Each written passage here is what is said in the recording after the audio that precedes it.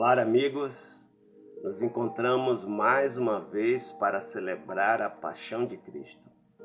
Hoje, que na celebração da Páscoa é chamada de Sábado de Aleluia. Que coincidência! É o dia do descanso, é o dia do Senhor, conforme prescreve o quarto mandamento da lei de Deus e conforme informa a Bíblia, identifica aqueles que querem servir ao Senhor, obedecendo-o completamente na guarda dos mandamentos. Não somente a guarda do sábado, mas também a guarda de todos os mandamentos. Identificam os santos que querem servir fielmente ao Senhor.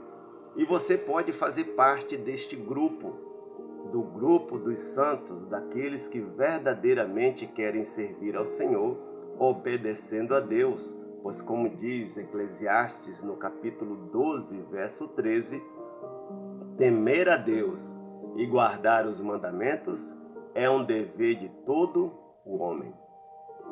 Na celebração da Páscoa, o sábado é chamado de Aleluia, porque é um momento de espera pela ressurreição do Senhor, quando é confirmado a vitória de Cristo sobre Satanás e quando nós, com a ressurreição de Cristo, somos plenamente libertos da condenação do pecado. Durante esta semana, para celebrar a Paixão de Cristo, nós estamos estudando a Palavra de Deus. E através da Palavra de Deus, nós vimos sobre a vitória que Cristo teve lá no céu sobre Satanás. Vimos, através da morte e ressurreição de Cristo, a vitória que Cristo teve aqui na terra, nos livrando da condenação do pecado. Vimos sobre a felicidade que a paixão de Cristo proporciona em nossa vida, nos tornando membros do povo de Deus. E assim, como membros do povo de Deus, somos convidados a anunciar as boas novas de salvação de Cristo a todas as pessoas, para que, assim como nós fomos libertos do poder do pecado ao aceitar Jesus como nosso Salvador pessoal, outras pessoas também tenham essa oportunidade, para que assim todos sejam verdadeiramente livres em Jesus. Hoje, para celebrar a Paixão de Cristo, nós vamos falar um pouco sobre uma festa no céu. E eu quero convidar você, falando sobre essa festa, para ler o livro de Apocalipse. Apocalipse no capítulo 19, verso 9, está escrito assim: Então me falou o anjo, escreve, bem-aventurados aqueles que são chamados à ceia das bodas do Cordeiro. E acrescentou, estas são as verdadeiras palavras de Deus. Então, feliz é todo aquele que é convidado para o casamento do Cordeiro. E o casamento é uma das cerimônias mais fundamentais na vida de um ser humano em praticamente todas as culturas. E pessoas investem pesado para que este momento seja o momento mais inesquecível de toda a sua vida. O casamento do Cordeiro também não é diferente. Será o evento mais inesquecível que pode existir na história da humanidade. Mas como assim casamento do Cordeiro? É verdade. Deus, em sua infinita sabedoria, para tornar a linguagem divina mais fácil para o nosso entendimento, Deus fala conosco numa linguagem que nós possamos entender. Ele, que é o maior e o melhor professor de toda a história da humanidade, ele usa então recursos didáticos do nosso dia a dia, do nosso entendimento, para representar o seu relacionamento para conosco e o seu objetivo em nos salvar. Assim, Deus, ele se apresenta na palavra de Deus como sendo o noivo, como sendo o esposo.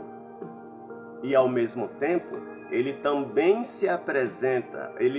apresenta a sua igreja, o seu povo, como sendo a sua noiva, como sendo a sua esposa. Assim sendo, se Deus é o noivo e a igreja é a noiva, então haverá um casamento. E o que é que acontece quando antes de acontecer a cerimônia de casamento? O noivo está em seu próprio ambiente, a noiva está no seu ambiente, e no dia do casamento os dois se encontram para sair dali e viver uma nova vida, escrever uma nova história. Assim também nós somos com Deus. Nós somos o povo de Deus. Nós somos a noiva de Deus, nos diz a palavra de Deus. E Deus é o nosso noivo. E nós estamos passando o momento para chegar à cerimônia de casamento. E o Apocalipse diz que bem-aventurado aqueles que são convidados para participar dessa festa de casamento, para participar deste momento. Apocalipse 19:9. Em Apocalipse 21, 9 e 10, o apóstolo João, ele é muito claro em dizer que nós somos a noiva e Cristo é o noivo. Mas como assim? Se nós somos a noiva e Cristo é o noivo, como é que nós estamos sendo convidados para o casamento? Pode uma noiva ser convidada para o seu próprio casamento? Queridos, o encontro com Jesus vai ser muito mais do que um encontro, muito mais do que uma cerimônia de casamento. Vai ser um momento em que, a partir da volta de Jesus, nós viveremos a eternidade com Deus. E para entendermos por que nós precisamos ser convidados para o casamento, Jesus Cristo ilustrou com duas parábolas. A primeira parábola está no livro de Mateus, capítulo 22, a conhecida parábola das bodas. E a partir do verso 1, vai dizer que o rei resolveu celebrar o casamento do seu filho. O rei aqui representa Deus. O filho representa Jesus. Acontece que o rei mandou os seus servos convidar aquelas pessoas especiais, aqueles convidados para o casamento. Mas esses convidados não quiseram vir, não quiseram participar. Então o rei, chateado, mandou com que seus servos saíssem por todos os cantos e convidassem todas as pessoas que encontrassem na rua, nas esquinas, nos cantos, para que assim a festa de casamento do seu filho estivesse cheia. E assim aconteceu. No dia do casamento, a casa estava cheia. E quando o rei veio inspecionar os convidados, ele viu que havia um convidado que estava sem as vestimentas apropriadas para o casamento. Então ele expulsou e mandou com que os seus servos jogassem para fora amarrado aquele convidado que se atreveu a ir no casamento do seu filho sem as vestes apropriadas. Observe que nessa parábola tem alguns elementos importantes.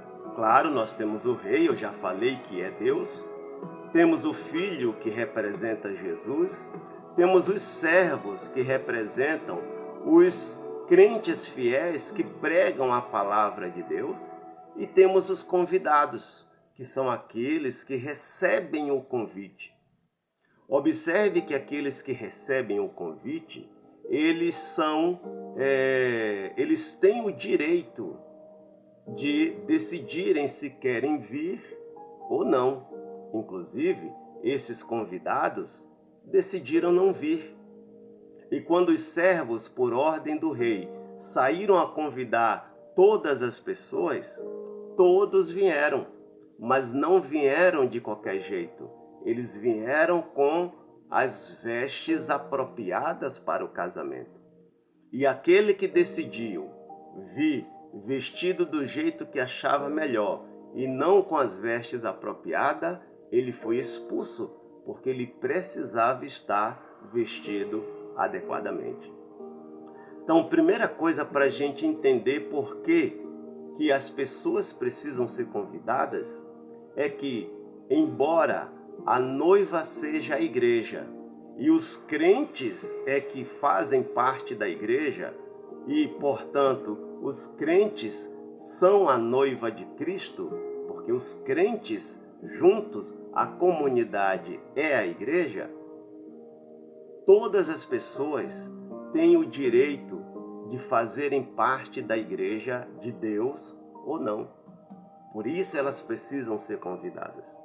Elas precisam decidir se querem ou não. Assim como um dia no passado, eu decidi querer fazer parte da igreja de Deus. Você que está assistindo esse vídeo também decidiu fazer parte. Ou talvez você que está assistindo esse vídeo vai decidir fazer parte da igreja de Deus a partir de agora. Todos nós precisamos aceitar esse convite. Porém, não basta aceitar o convite. Precisamos nos vestir adequadamente. E nós já vimos durante esta semana que no Apocalipse as vestes representam as ações dos santos e que nós precisamos lavar as nossas vestes no sangue do Cordeiro. Sendo assim, para que a gente possa participar do casamento do Cordeiro que é Jesus, para que a gente possa estar pronto na volta de Jesus, nós precisamos ter o nosso comportamento, as nossas ações renovadas pelo sangue de Jesus Cristo. Quando nós aceitamos Jesus como nosso Salvador, a primeira coisa que acontece é reconhecer que nós somos pecadores e que nós não podemos, por nossas próprias obras, por nossas próprias ações, obter a salvação e estar preparado para se encontrar com o Senhor. Por isso que nós precisamos de Cristo. Em Cristo, nós mudamos o nosso comportamento. Em Cristo, nós assumimos uma nova atitude e praticamos as obras da salvação, conforme nos diz Efésios, que nós fomos criados para boas obras. Como nós naturalmente somos pecadores, ao aceitar Jesus, nós somos revestidos pelo manto de justiça de Cristo. E este é o primeiro requisito para que nós possamos estar preparados para participar da cerimônia de casamento do Cordeiro, que é uma expressão para falar sobre a volta de Jesus. Jesus também utiliza uma outra parábola que está em Mateus, no capítulo 25, a parábola das 10 virgens. E aqui, em Mateus, no capítulo 25, a partir do verso 1 até o verso 13, Jesus fala de 10 moças, 10 virgens, 10 noivas, que estavam esperando o momento do casamento. Elas haviam aceitado o convite de ir para o casamento. Porém, Todas elas estavam com lâmpadas, entretanto, apenas 5 estavam com azeite extra para aguardar o noivo com a lâmpada acesa. As outras 5, chamadas de nécias na parábola, elas não tinham azeite extra e o seu azeite acabou. Quando elas saíram para procurar azeite, o noivo chegou e as 5 preparadas entraram para a festa do casamento e as 5 despreparadas não entraram, ficaram de fora, porque o rei, o noivo, não as conhecia, nos diz o texto. Essa parábola nos ensina algo muito importante. O azeite é uma representação do Espírito Santo.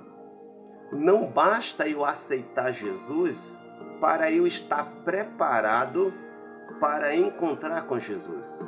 Eu preciso também receber diariamente o Espírito Santo.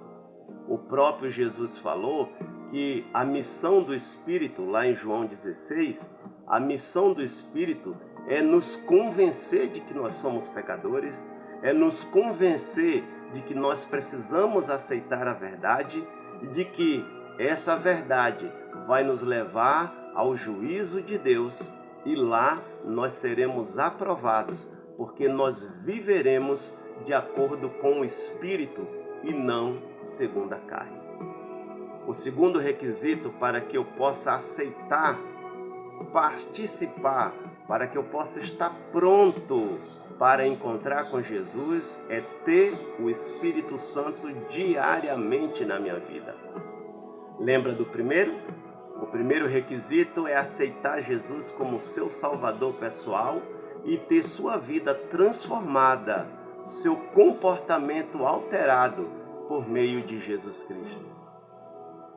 O segundo requisito é você buscar o Espírito Santo, para que o Espírito Santo possa transformar sua vida diariamente e todos os dias você ser selado para a salvação com a presença do Espírito Santo, que é a garantia da nossa salvação. Por que então que nós precisamos ser convidados? Eu já falei isso quando expliquei sobre a parábola das bodas. Porque apesar de Deus ter executado o plano da salvação, porque apesar de Deus estar fazendo todo o possível, usando todos os argumentos e instrumentos possíveis para que a sua salvação seja anunciada, apesar dele ter preparado a festa, ter preparado um lugar no céu para nós, essa decisão de ir para o casamento, de aceitar a Jesus e de viver de acordo com o Espírito Santo, não é uma decisão que cabe a Deus. É uma decisão que cabe a mim e que cabe a você. Nós precisamos aceitar. Nós precisamos dizer sim para Jesus. Por isso que nós precisamos ser convidados. E é por isso que Deus utiliza aqueles que já aceitaram esse convite para sair espalhando o convite para todas as pessoas. E é por isso que hoje eu estou convidando você a aceitar Jesus como seu Salvador pessoal, a dizer sim para Jesus, a dizer sim para o Espírito Santo e a ter uma vida, um relacionamento contínuo com Cristo. Você quer dizer sim para Jesus hoje? Você quer aceitar Jesus como seu Salvador pessoal? Aceitar o Espírito Santo em sua vida para estar pronto para o maior evento de toda a história, que é a volta de Jesus? Que o Senhor possa nos abençoar, para que essa decisão possa se manter firme no Espírito Santo. A gente não sabe o dia que Jesus vai voltar, mas a gente sabe que vai acontecer. Pode ser hoje, pode ser amanhã, pode ser daqui a alguns ou a muitos anos, mas o certo é que, se eu e você estivermos preparados, nós vamos celebrar a vida eterna com Jesus. Amém? Que Deus seja louvado.